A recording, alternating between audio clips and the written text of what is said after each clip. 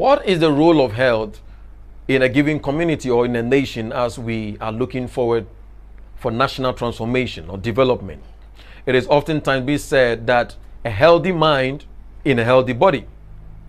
So the physical presentation or health of the citizenry is very, very much important. So the contribution or the role of health and its institutions to the subject of nation building, one is that to present a wave of enlightenment as far as issues of health is concerned. And these are things that we must start having conversations. Health practitioners, medical doctors, pharmacists, sonographers, nurses, and then various kinds. And then our institutional bodies like PSGH, and then Ghana Medical Association, and then several others. This is the time that we must come together and then be teaching the people. It is our responsibility to help every citizen to be, having a modicum of understanding when it comes to matters of health. When you go outside there, I have some friends, in Europe, that I am a pharmacist. I read and then did my master's in pharmacology. I have a bit of knowledge in that field because that is what I'm into. And it's just interesting to note that I have some friends who are also outside the country that they are not into anything health. Some of them are in IT, others are in other aspects. But they can call me and then sometimes they want certain clarifications concerning the use of certain medications. And I am amazed at the way they even use some of those pharmacological terms. These are not people who have studied it. I have studied it, so I am conversant with that. They have not studied it. That is not their field. But the system out there is so wired that the average citizen has that consciousness concerning things that goes into his body. Come down here, and then it is the other way around. We are woefully, we are woefully ignorant concerning issues of health, and then we don't take it seriously. Anybody at all is able to sit on social media, and then we allow some of these people even onto national televisions and then radio stations, and then they'll be peddling lies. I think it was one case of cancer and then this and then what the guy was saying, it is just alarming. The things that the people are taking into their system, the substances, it is all connected to the fact that we don't value human life. Anybody can arise without passing through even FDA, and then will just arise in a car or in a bus, stand there, and then present a drug to passengers. And this drug is able to solve heal almost 37 different kinds of diseases.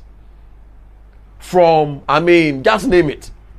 From cocoa to, just name it. And then they have mastered the art of communication. If you don't take care, even you as a health practitioner, if you don't take care, you will fall for, their lies. And then our mothers and fathers ignorantly will be buying them, and they'll invest them into their bodies. And by the time you realize that when you visit, especially the teaching hospitals, when they are doing mortality assessment and then all, it becomes glaring and clear that one of the leading causes of emergency-prone issues is not even road accidents and people who are rushed by way of poison and then accidents there, but rather most of the people are coming from our hinterlands and in the villages and places of less enlightenment. How? Because they have taken all kinds of medications, and by the time they realize, it has led to their liver. Their liver, either they are having liver cirrhosis or they are having issues with their kidney. Many of these guys will be rushed to the emergencies of Kolebu and then Konfanoche, and then within a day or two they pass on. A healthy mind in a healthy body. Very critical and very crucial. The cardinal contribution or role of the subject of health to nation building is one, to pipe or to grant health information to the people, so that the people or the masses, the average citizenry, will become conscious of his body. Because if his body fails him, he cannot work. If his body fails him and then he dies, everything comes to an end. And in the country, we have lost a viable human capital.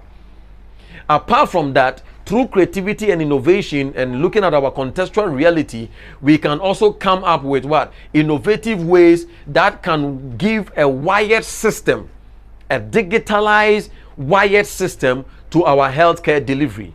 And then also to be, very much focused as far as issues of health is concerned.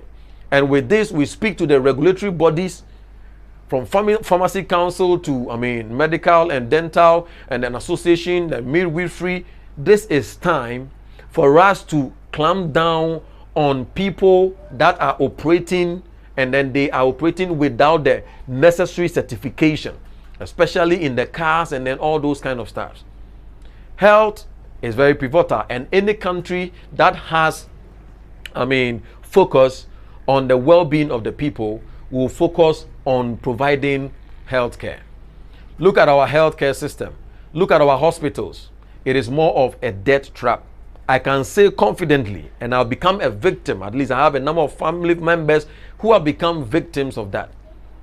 And it is sad. It is very sad that many of the deaths that happen, they are avoidable deaths.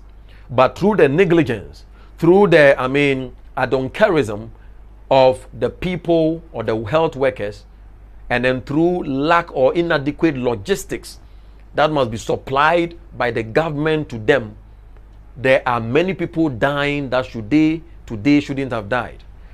People have become orphans owing to our healthcare system. But it is also connected to the weakness of our value system. If we begin to value human lives, it will have a bearing on our healthcare system. Very important. Thank you.